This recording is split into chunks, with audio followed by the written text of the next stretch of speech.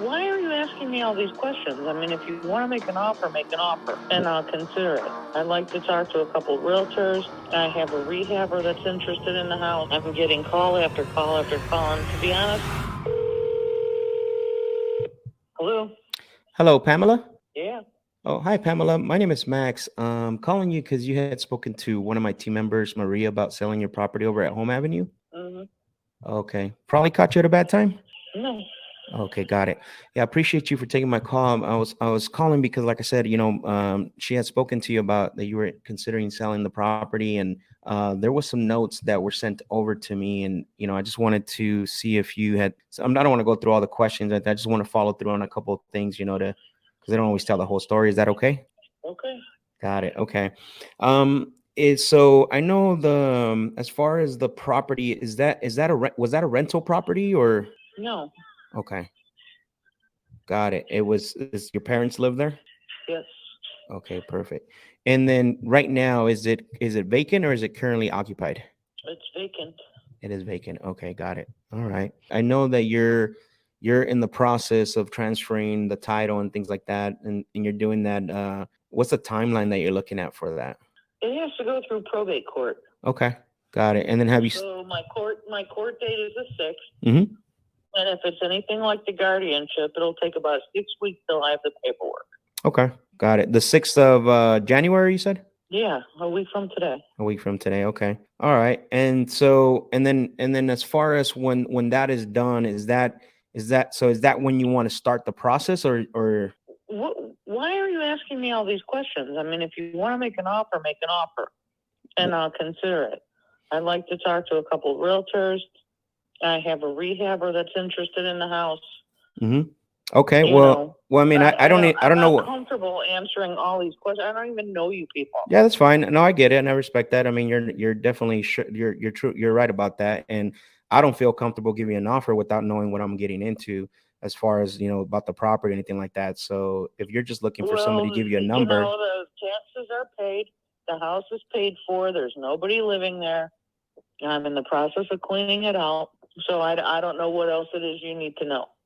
okay. I mean, what is the condition? I mean, what does it need? What is it? I mean, what is it? 2023 standards? I mean, what's going on with it? It's an older house. It was cared for by elderly people Mm-hmm. who probably didn't even know what the codes are today. So it's going to need work. It's on a double lot, so the land itself is worth more than any of the homes around it. Okay. Because not every house was built on a double lot. Okay, got it. I see that. Okay, and then so it sounds to me like you're thinking about going the agent route listed on the market. I'm not sure what I'm going to do yet. If I have a rehabber that wants to buy the house outright and I can save myself the closing costs, Hmm. and they're within range of what I would get for selling it to somebody as a fixer-upper, then yeah, I mean, obviously that would be the way I go. Okay. But I'm not going to put any money into the house. Got it. So I'm not going to put anything into fixing it up. It has a newer roof. Mhm. It has 2 furnaces that both work. Okay. Radiator heat. It's 4 stories. It's a huge house. Okay. So I mean, I love that you're 5 blocks from the hospital, 4 blocks from the train station. It's in a great area. The schools there are pretty good. Okay.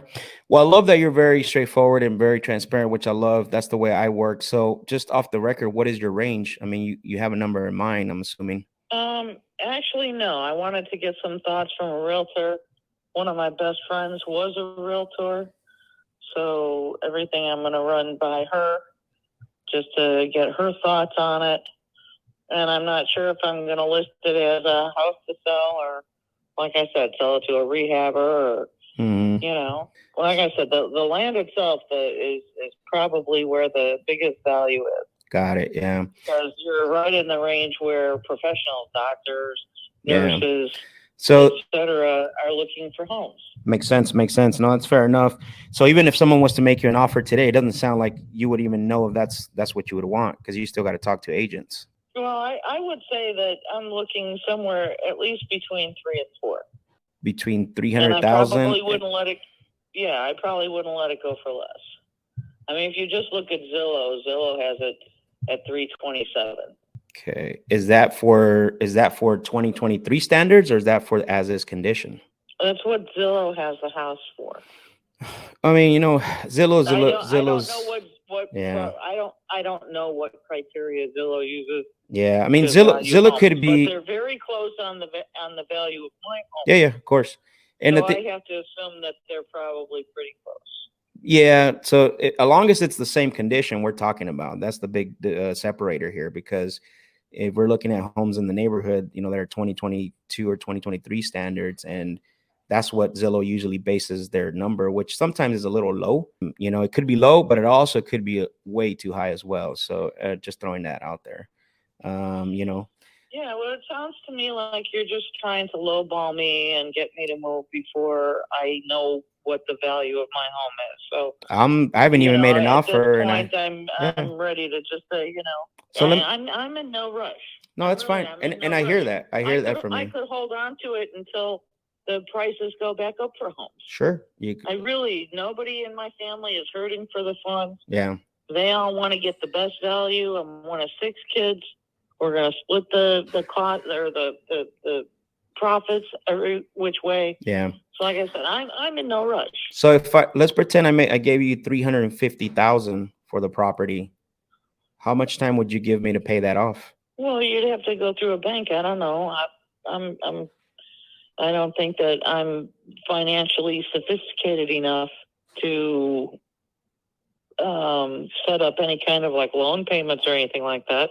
Yeah, it sounds to me like maybe maybe if you feel more comfortable, it sounds like you still got to gather some information. And you know, and again, one thing for me is just trying to figure out whether I don't buy every single property from everyone we talk to, right? So it does, my thing today is just to figure out what you're trying to accomplish, and if we're able to meet that. If not, it's all good.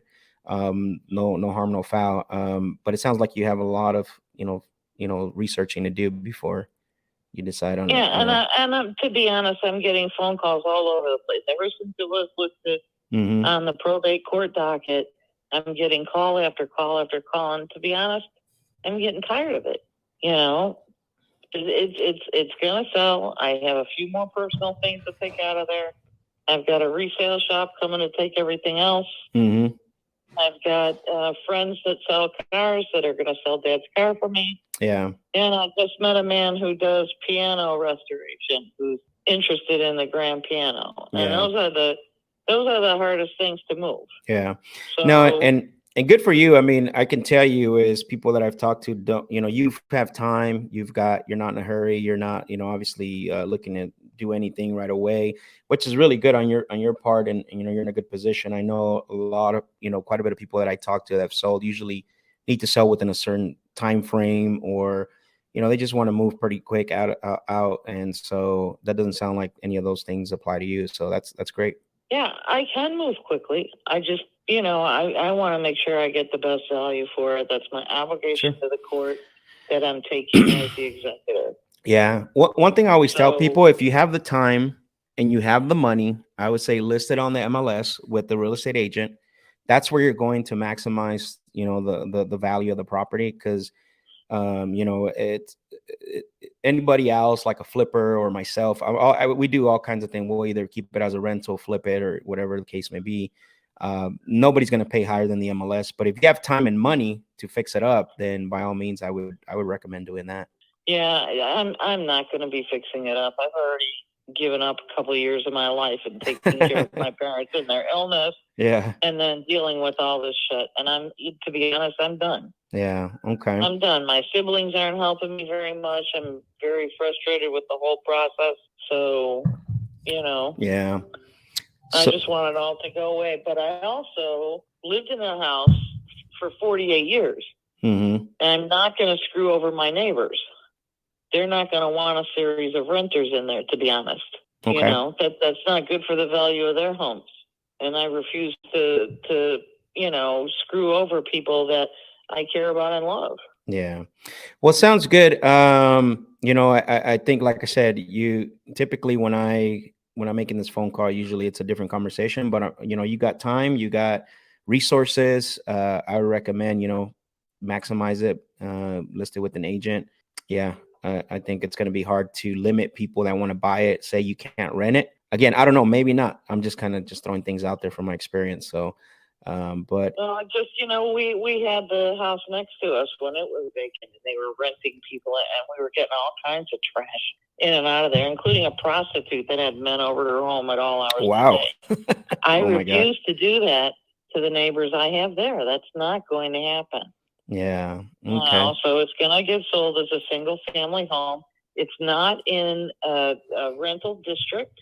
You'd have to rezone it to a rental because it's not listed as a rental. You know what I mean? And Yeah, of course. I know that there's unscrupulous people that just do whatever the F they want. Mm-hmm. But I guarantee you I'd be the first one on the phone calling the cops and the zoning commission in Berwick. Got it. Yeah. Because I'm not doing that to Billy and Don. Makes sense. Again, well, I think we've had a good conversation here. And like I said, what I like to do is figure out, I know I won't be your buyer at 300,000, and it's a little higher than what I would feel comfortable paying. But like I said, you have some time, you have some some options. But let me ask you one more question, and then I'll hang up here.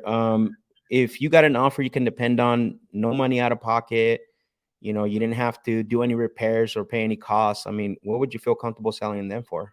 Again, I need to talk and get a couple realtors' thoughts before I can put any kind of a value on anything.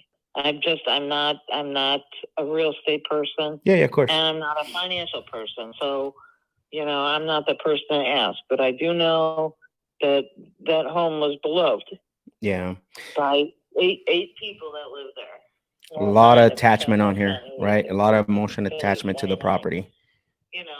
I'm trying to see if I can pull her away from that. I'm going to do right by my folks, especially my dad. Yeah, no, I got it. Because he'd want me to do the right thing, and he'd want me to do my research, and yeah, but until I get the house cleaned out, the house is a wreck right now. My mom was a pack rat. She was a kid of the Depression. A lot of knickknacks. She saved everything. I've already removed probably 70% of what was in the house. Right. And it's still a nightmare. Got it. So, it's not an easy task. And like I said, if they're not going to help me, I'm in no hurry, and I don't see any issue or problem with spending mom and dad's money to pay the taxes and the, water and electricity and all that, Yeah, I love to in any hurry and don't want to help me, screw them. Yeah, no, I got it. That makes sense. That's the beautiful thing about being in a good position, right? It's you have options. I love to figure out if once you do more research and you talk to a couple people to figure out if basically if there's a way, like I mentioned earlier, where I can give you the most. And then the way that looks is, and then this will be another conversation for another day, is that because you don't need the money, you're not in a hurry to sell. And I know people that I talked to in the past, typically what I would do is I would make basically I would make you equal monthly payments every month. I would take care of the property, I would pay the taxes and all that. And then what happens is you save a lot of money on capital gains tax, you save a lot of money on having to pay realtors and things like that. You would sell directly to us. But I love to have that conversation at some point with you to see if that would be another solution for you if you don't like to hear what you're hearing from other people. Yeah, no, I want to sell this where I get the money and split it amongst my siblings and be done with it. We're not going to want a monthly income or anything like that. So that's not going to work for us. Yeah. Okay. You know what I mean? We're going to want to have the money, write the checks, and be done with it. Because I'll tell you right now, there's a couple of them I'll probably never talk to after that. Yeah. Got it. Just because they've left me feeling so bitter about dumping everything in my lap. So you've been the main person taking care of everything? I've been the only person. Wow. Okay. Taking care of everything. I have one brother who's come down 3 times to help me out for one day over a weekend. Travel Friday, help me Saturday, drive back Sunday. Right. Okay. The rest of it's been all me. Mm-hmm. Man, that's tough. And the same thing with taking care of my parents when they were dying. Yeah. And I'm like I said, I really don't care if they ever see a dime from it. Yeah. Let me that would, yeah, I know. Let me, do you have a pencil or a pen? Right. I want to give you 2 things to ask when you're talking to an agent. Do you want that way? you know, I don't think I'm going to be your buyer for this, but I want to, you know, something that I always tell people when they're talking to agents. Do you have a pen to write this down? I have one of my dearest friends is a realtor, and she already told me what I need to ask the agent. She told me I need to ask what their portion of the closing cost is going to be. That's because not the closing costs are going to add. Yeah. Subtract from what we would get. And, of course. You know, so if I can sell it directly to somebody, it's going to save me money. Yeah. But she's already given me what to ask. I don't want to ask them for what I think it's worth, because that's like hiring them. No, what I would ask them, it's going to be a blanket. What are your thoughts? Yeah, no, what I would ask them is, because they're going to try to list it for as much as possible, obviously, right? Because that's what they do. And what they can list it for and what they can sell it for. Correct. But the thing is that you're gonna go under a contract for 6 months. So this is where you need to ask them is, before you do that, is say, hey, if you're really confident on listing this property for that price, if we don't get an offer within the first 3 weeks, are you willing to reduce your commission by 1%? And what I can tell you is, more times than none, they'll hem and haw at that, because they know they're usually going to go too high just to get your business. So I would even definitely, I would ask them that, hey, if you feel, Karen's already gone over this with me, so we're good. I don't think not too many people know, but I just want to throw that out there about that, just because it's going to save you a headache. I understand that, but she was a realtor for many years with her mother. She's not that far out of the business, and she keeps a hand in. So yeah, all right. She's just trying to help. She's the one I trust. Okay, sounds good. Well, I appreciate the call, and I will definitely maybe follow through on this conversation a little bit later. Okay, you have a good New Year's Eve, or New Year, excuse me. All right, you too. Okay, take care. Bye-bye. All right. So one thing from that call is that I went longer than I should have on that call. Not a lot of distress happening, and there's not a lot of gain. There's not a lot to gain for her